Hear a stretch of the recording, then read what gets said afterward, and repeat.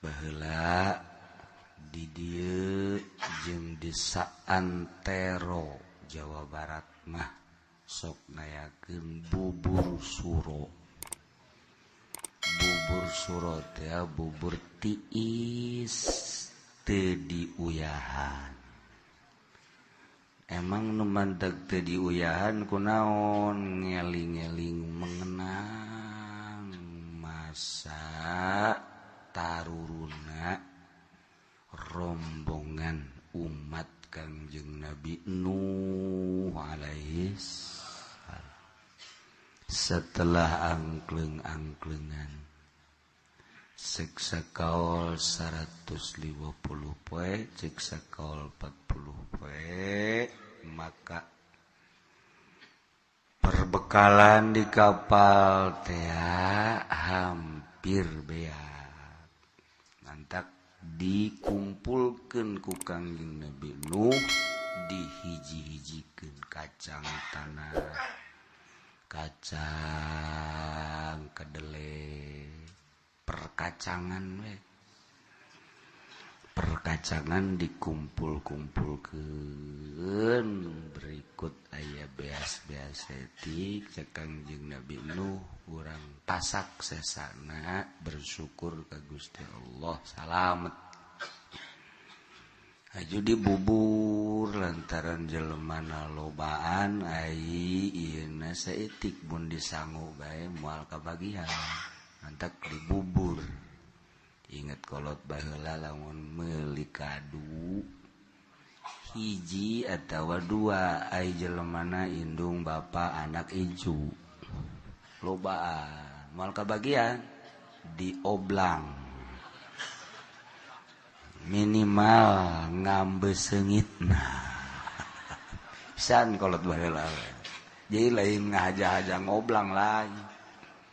Lain ngahaja-haja ngoblang tapi teu kabagian. Geus atuh dioblang, ngaju nyangu ketan. Geus ketan sagede peureub coel kana oblang. Bebejana mah ngadahar kadu bae. Ada ketan eta ngoblang ngaran. Iki dikumpulkeun ku Kangjeng Nabi Nuh tanggal 10 Muharram. Nah, barang dek diuyahan, uyah beak. Jadi uyah. Geus cek Kangjeng Nabi Nuh atuh uyah bang geus teu kudu diuyahan. Jadi karena bubur teu make uyah disebut bubur tiis. Ditaruturkeun ku kolot urang baheula nyeun bubur tiis. Kuari lamun dituturkeun ngemblek hujan. Sanu beukeun bubur tiis. Di hayaman ge hayam rada kurang mah marah. Dibawagan, dikurupukan, di hayaman. Wah, tetep marah keneh bae. Oloan. Jadi tetap kuari ngabubur mangabubur ngan tendenan uyah di sisi. Bubur tiis ngan sadiaan uyah. Besi butuh uyah. Malah mah lain uyah bae daging. Daging hayam, gepuk didinya di sisina. Kemudian abon. Kornet. Jadi lain bubur tiis kuari mah. Mengenang masalah. Lah eta mah patali jeung beuteung. Patali jeung beuteung mah geus teu kudu dititahan. Meme asup ka majelis ge ngabubur heula. Ngawuduk heula, nya di imah ngawuduk di dieu ngawuduk. Emang tarolol kabeh ge. Urusan beuteung mah teu kudu dititahan. Geus. Nah, urang mah urusan beuteung mah geus nyarao kabeh. Cuman ieu mah dikondisikeun sote mengenang baheula bersyukur disalametkeun ku Gusti Allah. Atuh mantak naon urang eta paul ngaranna. Ngabuburah sugan we jeung mudah-mudahan disalametkeun. Dedengean teh lain di Aceh bae tsunami di Garut.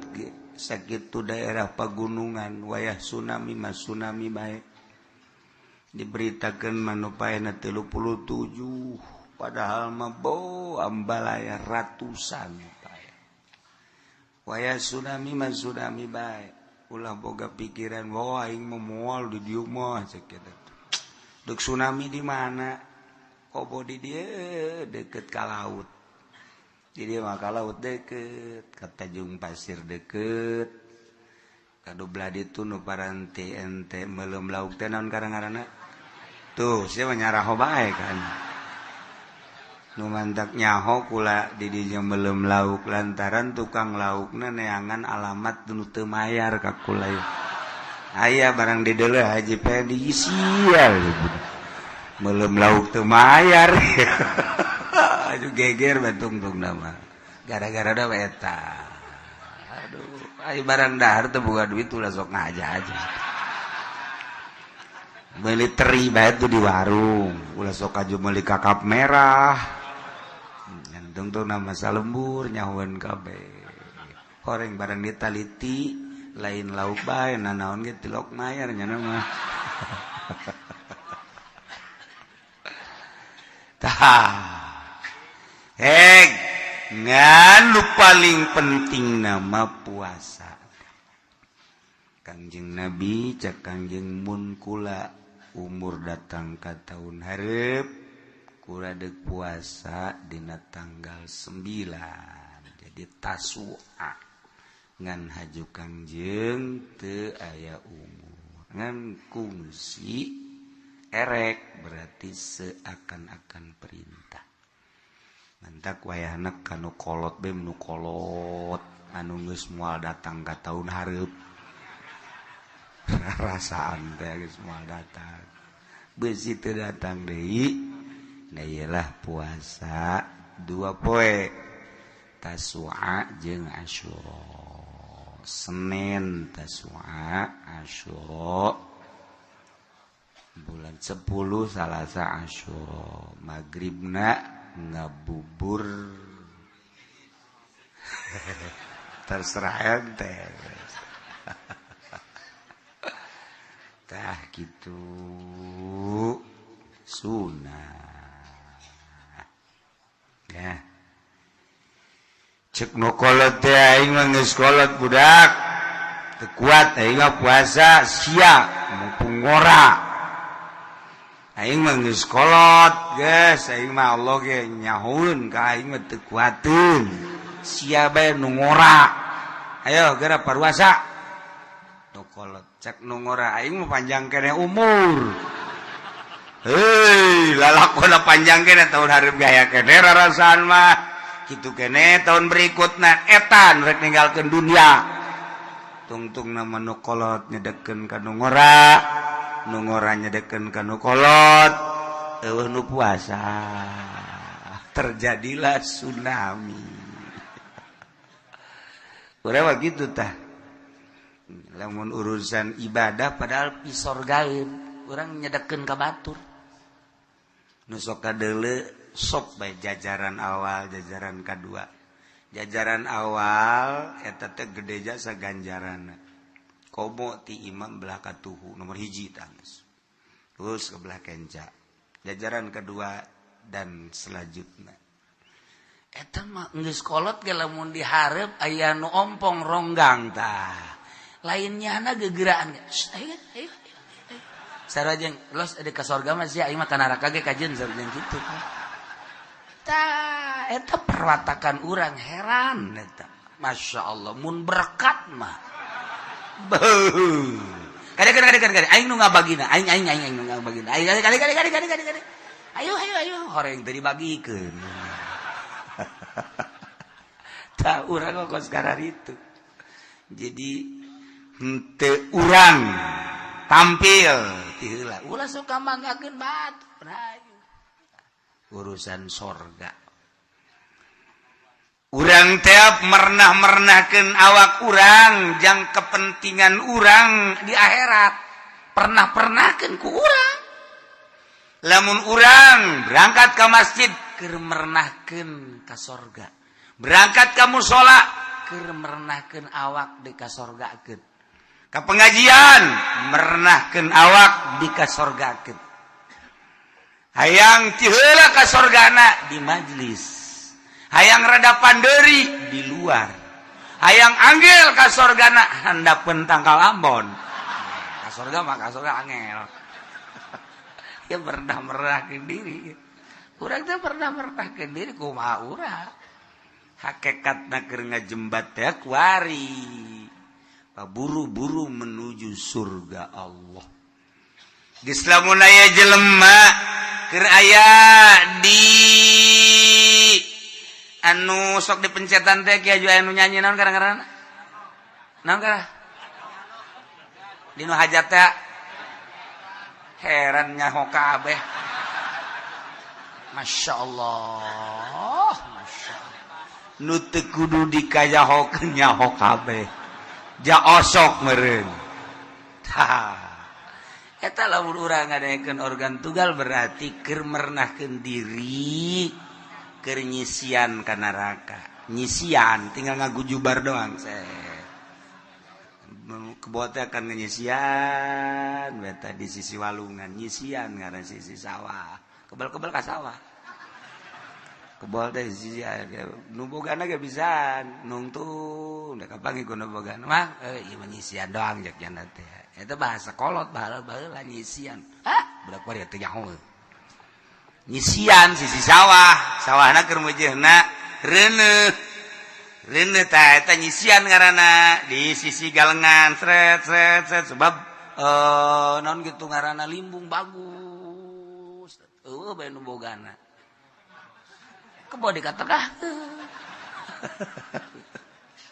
eta nyisian nengahan tungtungna nah ieu ge urang ngadengekeun organ tunggal keur nyisian lamun kebenaran aya keliningan jaipongan geus rada ngagujubar komo haji mabok bayan koprok eta ngojay eta mah ngojay tah eta kos kararitu jadi pernah kan diri urang sorga neraka kumaha urang kredit keur ngojay sakitu korupsi mah komo tamat mali Nailah Muharram urang puasa babarengan isuk puasa Tasua Salasa puasa Asyura kemudian ngaranna lebaran yati urang boga duit 10 juta ulah diengkekeun buagikeun kabeh ka yatim beres boga 50 juta buagikeun kabeh aja orang ngalamun deui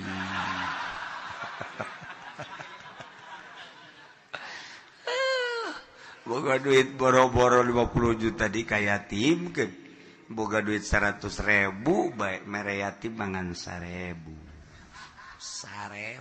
Masya Allah boga 1 juta paling jago 100.000 eta dek ka sorga hayang ka sorga ku 100.000 ya jelema berjamaah jeung Amrin bin As di Mesir kemudian turun berjamaah subuh dina tanggal 10 kapanggih jeung tukang menta-menta awewe cak cenah teh kula jelema susah mangkaning boga yatim nyana ruga-ruga emang jelema susah deui tah si lalaki nu berjamaah teh susah sakiana ke tungguan kula teu boga naon ngan boga baju bae samping doang ieu tuturkeun ai mah tuturkeun datang ka imah dibuka nyana make celana pendek doang sakitu langsung kenana gitu melalui balik lawang cak baheula mah di balik lawang tah sebab mun keluar nyana kadele aurat jalan langsung teh awewe alhamdulillah ya rabbil alamin didoakeun mudah-mudahan dibere kajembaran ku Gusti Allah sebab kula bisa ngahirupan anak kula nu yatim dijual ku kula pake dahar geus langsung menyana di imah peuting sare ngimpi barang ngimpi kapanggih jeung jelema anu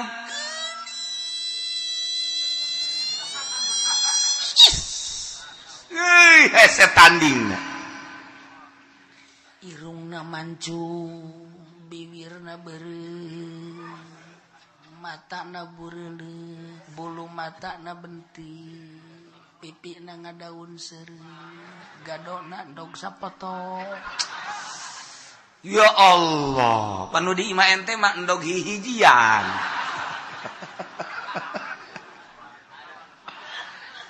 gelis sih masyaallah di samping gelis teh ya Allah nya gelisnya seungit nu di imah mah jeung kadal hampir aku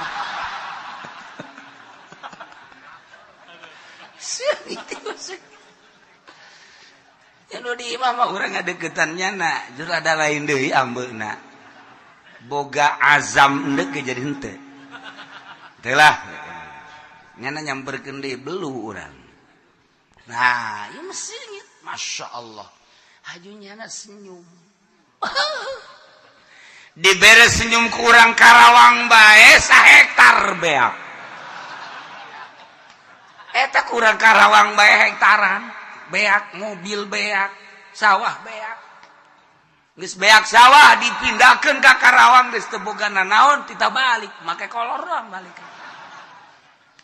eta dibere senyum ku urang Subang Karawang bebeakan ieu mah masyaallah geulisnya nanya man anti saha anjeun teh ku gelis-gelis deui jeung ku seungit-seungit teh cak nyana ana zaujatu kaula teh pamajikan anjeun ya Allah pamajikan mah kula heuh cak cenah ke nu ngaran saha ngaran saha ana Asyura cak cenah horenganan ngaranna Siti Asyura kok ieu cenah bisa boga pamajikan sakieu gelisna ieu teh ya nu tadi disodakohkeun samping hiji jaka yatim teh ya tah ieu kula bentukna hudangnya barang hudang teh seungit log aya keneh di kamar seungitna aya keneh nu tadi di kamar kadedeulekeun geulisna kadedeulekeun senyum kadedeulekeun wah geuina naon ngaranna seungit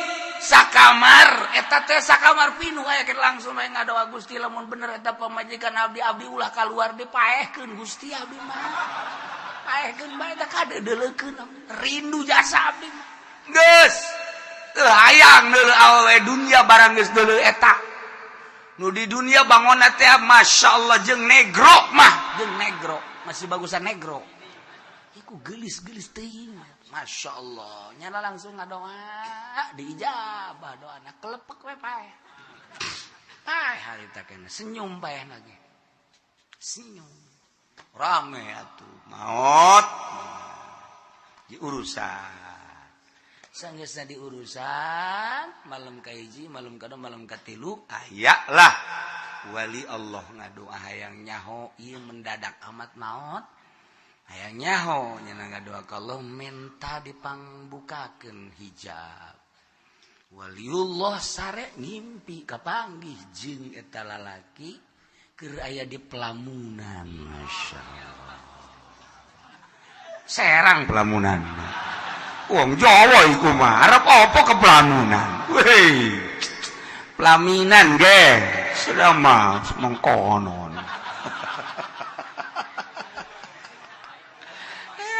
Pelamunan wong Jawa kowe ke kumaha tuh. Aya di pelamin. Ya Allah, ditanya. Indah-indah ting aya naon? Iyalah pemajikan kula nu kula selalu rindu minta ka Gusti embung diengkekeun deui diijabah ku Gusti. Ya Allah, sodaqoh ka emak yatim, sodaqoh ka yatim, tanggal 10 keur meujeuhna ditonton ku Gusti Allah ku para malaikat. Ya Allah, ya Rabbi, keur ngaji mau ka bitama. Datang we ka imah. Neng, urang pan boga duit 10 juta. Urang bikinkeun ka yatim 5 juta yuk. Nanaon? Hi, kabita ngadenge tante tadi pengajian. Lah, ngaji bae. Ulah sok bebeja ka pamajikan deuk sedekah mah. Sia teh deuk ka sorga diulah ku pamajikan. Sarua jeung ka sorga aing melalui 5 juta geus bagi 2 bae. Pamajikan ulah ka sorga jeung aing bae ka neraka. Sarua jeung gitu. Hayu sia. Kong kadanan kieu mah neng. Aya urang boga duit 10 juta. Aju urang ka yatimkeun kieu 5 juta ya. Kabeh ka. Kabeh. Ya surah mah teu boga naon ge kajeun. Da tungtungna kos kitu teu beres. Pan bangun heueuh kabeh ka ditu kabeh. Ngan tungtungna teu geunaheun. Masyaallah geus kajeun urang mah teu dahar ge. Puyang nu pamajikan teh teu sairama puyang. Masyaallah. Matak nu hese ge neangan pamajikan sakupu. Sakupu tes engkena sairama. Mentak di bidang pikih tita sakupu ge karyawan ka karyawan, guru ka guru, santri ka santri, petani ka petani sakupu. Ngeunaheun engkena. Neng, urang bawa duit 10 juta kan? Heuh, Kak. Ajun ka yatim kan terserah sabar duit. Pugu kakaknya teh sabaraha? 50 lah ulah 50 lah 7 ulah 5 juta 7 juta orang mau 7 juta ge cukup. Geus jang kula, jang sapira jang dahar 7 jutanya. Beneran neng, bener. Ini gampang sama kaditu nama. Ngeunaheun ganteng kana hate. Je, jembar amat mun aya 2 model kieu dikawin deui.